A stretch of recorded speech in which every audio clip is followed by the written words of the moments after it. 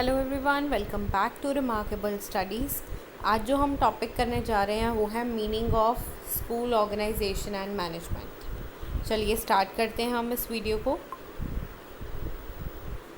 To achieve the aim and objectives of education the school must be properly organized and well managed. इसका मतलब है कि हर एक school के कुछ ना कुछ एम्स होते हैं, कुछ ना कुछ ऑब्जेक्टिव्स होते हैं जो उनको अचीव करने होते हैं, और इन एम्स इन ऑब्जेक्टिव्स को अचीव करने के लिए स्कूल का प्रॉपरली ऑर्गेनाइज्ड होना और अच्छे तरीके से मैनेज होना बहुत ज़्यादा ज़रूरी है। अब आप नॉर्मल लाइफ में देख लीजिए, जब भी आपके एग्ज़ाम्स आते हैं तो आपको अपने पूरे दिन में एक पर्टिकुलर पैटर्न फॉलो करना पड़ता है कि आप इतने बजे उठोगे, फिर आपने इतने चैप्टर्स कंप्लीट करने हैं, फिर आप इतने चैप्टर्स कंप्लीट करोगे, थोड़ा देर का आप रेस्ट लोगे, फिर दोबारा आप पढ़ना स्टार्ट करोगे कि कल अगर आपका एग्ज़ाम है तो आज रात तक आपकी सारी प्रिपरेशन कंप्लीट हो जाए, ताकि मॉर्निंग में एक बार आप रिवीजन ले लो और अब अपना जो एग्ज़ाम है वो अच्छे तरीके से दे पाओ। इट मीन्स कि आपने अपने पूरे दिन के जितने भी काम हैं उनको प्रॉपरली ऑर्गेनाइज़ कर दिया हुआ है और बड़े ही अच्छे तरीके के साथ उसको मैनेज करके आप पढ़ रहे हो ताकि आपके मार्क्स अच्छे आएँ।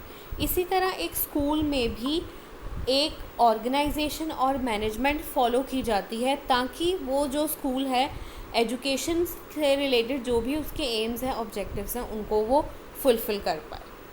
ठीक है, अब हम सबसे पहले देखते हैं बेसिक मीनिंग ऑफ ऑर्गेनाइजेशन क्या है, फिर इसको डिस्कस करेंगे स्कूल ऑर्गेनाइजेशन से रिलेट करके। The word organization has been derived from the word organ. जो ऑर्गेनाइजेशन वर्ड है ना, वो डराइव किया गया है वर्ड ऑर्गन से। Organ means various parts of body. Organ का क्या मतलब होता है? हमारी बॉडी के, ह्यूमन बॉडी के डिफरेंट पार्ट्स, जिसमें क्या आता है? ह्यूमन बॉडी का हार्ट आता है, ह्यूमन बीइंग की आईज़ आती हैं, मतलब डिफरेंट बॉडी पार्ट्स जो मिलके हमारे पूरे बॉडी को बनाते हैं। All organisms helps in proper functioning of body. ये सारी ऑर्गन्स जो हैं वो हमारी बॉडी को प्रॉपरली वर्क करने में हेल्प करती हैं। अब देखिए, एक पर्सन है, उसका अगर हार्ट वर्क करना बंद कर देगा तो क्या होगा? उस पर्सन की डेथ हो जाएगी। इस तरह ये जब सारे पार्ट्स मिलके हमारी बॉडी की फंक्शनिंग में हेल्प करते हैं, अगर इसमें से किसी भी पार्ट में कोई भी प्रॉब्लम हो जाए तो अल्टीमेटली ह्यूमन बॉडी का सर्वाइवल डिफ़िकल्ट हो जाता है। उसी तरीके से similarly a school need proper organization to carry out the work properly. School में भी हर एक एक्टिविटी का प्रॉपरली ऑर्गेनाइज होना बहुत ज़्यादा ज़रूरी है ताकि स्कूल जो है वो अपना काम प्रॉपर ढंग से कर पाए। अब स्कूल में प्रॉपर रूल्स रेगुलेशंस बनने ज़रूरी है कि टीचर्स जो है वो 7:15 तक स्कूल में पहुंच जाएंगे। स्टूडेंट्स के लिए लिमिट है 7:25 तक कि 7:25 तक स्टूडेंट्स पहुंच जाएंगे। अगर वो नहीं आएंगे तो उनको फ़ाइन लगेगा। फिर टेस्ट पीरियडिकल्स हो रहे हैं हर वीक में, आपने रिस्ट्रिक्शन लगाई है कि हर स्टूडेंट के लिए इन टेस्ट को देना ज़रूरी है। तो डेफिनेटली आपके स्कूल का जो इन्वायरमेंट है वो एजुकेशनल बना रहेगा, प्रॉपरली स्कूल की एक्टिविटीज़ जो हैं वो ऑर्गेनाइज हो पाएंगी। ये मतलब है ऑर्गेनाइजेशन का कि अपने स्कूल में एक्टिविटीज़ को इस तरीके से करना कि स्कूल में जितनी भी काम कराए जा रहे हैं सारे स्कूल के पर्सन्स जो हैं वो उन काम को करने के लिए प्रॉपरली पार्टिसिपेट करें। ये था मीनिंग ऑर्गेनाइजेशन का। अब स्कूल ऑर्गेनाइजेशन का मतलब क्या है? School organization systematically puts human and material resources together. दो रिसोर्सेज हैं, ह्यूमन और दूसरी है material. Human means teachers, non teaching staff, principals, ये सारे। Material means black board, chalk, duster, projectors, lab, library, books, ये सारी चीज़ें। स्कूल ऑर्गेनाइजेशन क्या करता है? इन सारी रिसोर्सेज को इकट्ठा करता है to utilize them as per plans, ताकि उनको यूटिलाइज़ किया जा सके। यूटिलाइज़ का मतलब होता है यूज़ किया जा सके as per plans, programs, policies. किसके अकॉर्डिंग यूज़ किया जा सके? स्कूल के प्लान्स के अकॉर्डिंग। स्कूल्स के प्रोग्राम के अकॉर्डिंग और स्कूल की पॉलिसीज़ के अकॉर्डिंग। अब मेरे स्कूल का प्लान ये है कि मैंने इस साल अपने जो स्कूल में रिज़ल्ट है वो 100% लेके आना है। वो तभी होगा जब प्रॉपर मटेरियल रिसोर्सेज अवेलेबल होंगी, प्रोजेक्टर्स अवेलेबल होने चाहिए, एक्सपेरिमेंट कराने के लिए लैब होनी चाहिए, लाइब्रेरी होनी चाहिए जिसमें प्रॉपर बुक्स हों, स्टूडेंट्स वहाँ पे जाएं और एक्स्ट्रा बुक्स को पढ़ें। साथ ही साथ प्रॉपर स्टाफ होना चाहिए मेरे स्कूल में, जो स्टाफ के जो टीचर्स हैं वो बच्चों को डिटेल में हर कंसेप्ट को समझाएं। इसलिए स्कूल ऑर्गेनाइजेशन इन रिसोर्सेज को इकट्ठा करता है ताकि स्कूल के प्लान्स जो हैं वो फुलफ़िल हो पाएँ और जो स्कूल है वो एकम्प्लिश कर पाए अपने ऑब्जेक्टिव्स को, अपने गोल्स को। एकम्प्लिश का मतलब होता है अचीव करना। स्कूल जो है जो उसने अपने माइंड में ऑब्जेक्टिव्स रखे हुए हैं उन सभी को अचीव कर पाए। School organization aim at efficient and effective utilization of every component involve in a school. School के अंदर जितने भी कंपोनेंट्स हैं, चाहे वो मटेरियल रिसोर्सेज हैं, चाहे वो ह्यूमन रिसोर्सेज है, उन सभी को प्रॉपरली यूज़ किया जाए ताकि जो स्कूल है वो प्रॉपरली वर्क कर पाए।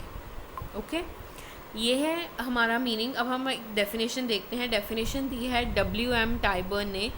उन्होंने क्या बोला है? School organization simply means the practical measures which we take to ensure that the system of work we use will be of greatest assistance in carrying out our aims. Practical measure means वो सारे काम जो school में कराए जाते हैं, all kind of work जो एक स्कूल में कराया जाता है वो इस तरीके से स्कूल में करवाया जाए जो हेल्प करे स्कूल के डिफरेंट एम्स को अचीव करने के लिए, end of greatest benefit to the children. और इसका बेनिफिट किसको मिले? हमारे स्कूल में पढ़ने वाले स्टूडेंट्स को। अब हमने अपने स्कूल में प्रोजेक्टर्स लगाए हैं। प्रोजेक्टर्स क्यों लगाए हैं? ताकि स्टूडेंट्स को रियलिटी बेस पे ये चीज़ पढ़ाई जाए कि एक्चुअल में ये चीज़ कैसे होती है। अब स्टूडेंट्स को हमने सोशल साइंस का कोई चैप्टर कराना है, हमने उनको करवाना है types of rocks, metamorphic rocks, igneous rocks, sedimentary rocks. आप सभी को पता है वो रॉक्स कैसे बनते हैं। जब हम प्रोजेक्टर पे उनको एक्चुअल में वो वीडियो दिखाएंगे कि ये हमारे इग्नियस रॉक्स होते हैं, ये लावा जब निकलता है धरती में से, जब वो लावा सूख जाता है तो कौन से रॉक्स बन जाते हैं? Igneous rocks.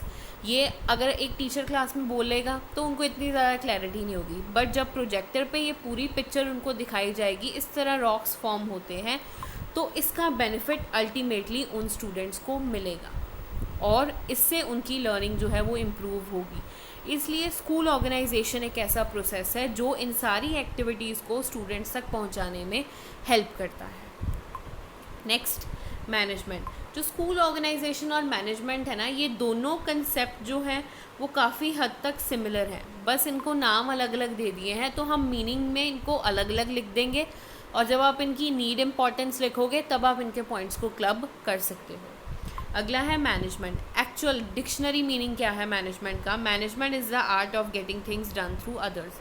मैनेजमेंट का मतलब है एक ऐसी आर्ट जिसमें हम दूसरों से अलग अलग काम करवाते हैं। अब घर में मदर हैं, उन्होंने, अगर आप भाई बहन हो, काम कर रहे हो घर पे, तो वो आपको क्या करती हैं? ड्यूटीज़ एलोकेट करती हैं कि आप A वर्क करोगे, आप B और आप C वर्क करोगे। इट मीन्स आपकी मदर जो है वो उस टास्क को मैनेज कर रही हैं इस तरीके से कि वो सारे काम जो है वो आप अच्छे तरीके से कर लो। इसलिए मैनेजमेंट का मतलब है कि कोऑर्डिनेशन हो ह्यूमन एफर्ट्स की एंड फिज़िकल रिसोर्सेज की। फिर से घूम फिर के वही बात आ रही है कि ह्यूमन बींग्स के एफर्ट्स को कंबाइन करना है फिज़िकल रिसोर्सेज के साथ टुवर्ड्स अचीवमेंट ऑफ ऑब्जेक्टिव्स, ताकि स्कूल के ऑब्जेक्टिव्स को अचीव कर पाएँ, क्वालिटी एजुकेशन हम अपने स्टूडेंट्स को प्रोवाइड कर पाएँ। ये था मीनिंग ऑफ मैनेजमेंट। अब हम स्कूल मैनेजमेंट देखते हैं कि क्या होता है। School management is planning, organizing, staffing, directing, controlling. ये कुछ फंक्शंस होते हैं मैनेजमेंट के जो एक स्कूल में परफॉर्म किए जाते हैं। जैसे प्लानिंग, प्लान करना कि इस साल हमने अपने स्कूल में डिफरेंट कॉम्पिटिशन्स कराने हैं तो वो कैसे कराए जाएंगे। ऑर्गेनाइजिंग, उन कॉम्पिटिशन्स को कैसे ऑर्गेनाइज कराना है। फिर स्टाफिंग, हमारे स्कूल में कॉम्पिटिशन्स भी होंगे, पढ़ाई की तरफ भी ध्यान देना है, तो कैसे टीचर्स को हमने अपॉइंट करना है। आजकल क्या है, स्कूल में बीएड कंपलसरी कर दी गई है टीचर्स के लिए बिफोर अपॉइंटमेंट। क्यों है? क्योंकि बीएड एक ऐसी डिग्री है जो टीचर की डेवलपमेंट में बहुत ज़्यादा इंपॉर्टेंट रोल प्ले करती है। यहाँ पर टीचर्स को डिफरेंट सब्जेक्ट्स पढ़ाए जाते हैं चाइल्ड साइकोलॉजी से रिलेटेड, फिर उनको डिफरेंट टूल्स सिखाए जाते हैं कि किस तरह अपने बच्चों के पेपर्स को असेस करना है, पेपर सेट करने हैं। फिर उनकी 6 मंथ की इंटर्नशिप भी लगाई जाती है डिफरेंट स्कूल्स में, ताकि एक्चुअल एनवायरनमेंट में आने से पहले वो प्रॉपरली ट्रेन हो कि किस तरह उन्होंने स्कूल में जाके सारी एक्टिविटीज़ को मैनेज करना है। फिर डायरेक्टिंग मतलब कि इंस्ट्रक्शंस देना, प्रिंसिपल देगा हेड ऑफ़ द डिपार्टमेंट्स को इंस्ट्रक्शंस, और हेड ऑफ़ द डिपार्टमेंट्स जो है वो फर्दर आगे टीचर्स को इंस्ट्रक्शन देंगे। इस तरह सारे स्कूल में सारी एक्टिविटीज़ को कंडक्ट कराया जाता है। और लास्ट है कंट्रोलिंग, टीचर्स की एक्टिविटीज़ को टाइम टू टाइम चेक करते रहना कि वो अपना काम प्रॉपरली कर रहे हैं या नहीं। ह्यूमन एंड फिज़िकल रिसोर्सेज, ये सारे जो फंक्शंस हैं वो किसके ऊपर परफॉर्म किए जाते हैं? ह्यूमन रिसोर्सेज पे भी और फिज़िकल रिसोर्सेज पे भी, मतलब कि टीचर्स के ऊपर भी अप्लाई होते हैं और साथ ही साथ जो रिसोर्सेज एक स्कूल में यूज़ की जाती हैं उनके ऊपर भी अप्लाई होते हैं। To carry out educational plans and programs, ताकि एक स्कूल के जितने भी प्लान्स हैं, जितने भी प्रोग्राम्स हैं, उनको अच्छे तरीके से चलाया जाए और उस स्कूल के गोल्स को अचीव किया जाए। घूम फिर के बच्चे बात वही है, बस स्कूल मैनेजमेंट की जब आपने बात करनी है तब आपने इन फंक्शंस की बात बीच में ज़रूर करनी है कि ये सारे फंक्शंस एक स्कूल में परफॉर्म किए जाते हैं ताकि वो स्कूल अपने गोल्स को अचीव कर ले। ये था मीनिंग। अब हम डेफिनेशन देखते हैं। डेफिनेशन दी है according to Van Fleet and Peterson ने। इनके according school management is set of activities, कुछ एक्टिविटीज़ का सेट है। डायरेक्टेड एट, किस तरफ ये सारी एक्टिविटीज़ डायरेक्ट होती हैं? एफिशिएंट यूज़ ऑफ रिसोर्सेज, उस स्कूल की रिसोर्सेज को प्रॉपरली यूज़ करना in order to achieve goals, ताकि स्कूल के गोल्स को अचीव किया जा सके। स्कूल में प्लेग्राउंड है तो प्लेग्राउंड का अगर आपने यूज़ करना है तो आपको क्या करना चाहिए? बैडमिंटन कोर्ट बना देना चाहिए। फिर वहाँ पे रेसिंग ट्रैक होना चाहिए। उसके साथ साथ आप शॉट पुट खिला सकते हो बच्चों को, डिस्कस थ्रो, ऐसी गेम्स करवा सकते हो स्टूडेंट्स को। तो इट मीन्स कि आपके पास रिसोर्सेज हैं, उन रिसोर्सेज को यूज़ करने के लिए आपको बहुत सारे एफर्ट्स करने होंगे ताकि आप अपने स्कूल के गोल्स को अचीव कर पाओ। ये हो गया हमारा स्कूल मैनेजमेंट का मीनिंग और साथ ही साथ उसकी डेफिनेशन। एंड में हम कंक्लूजन देंगे इसका। कंक्लूजन में आप क्या लिखोगे? School organization and management is simply the way of managing whole task of school properly.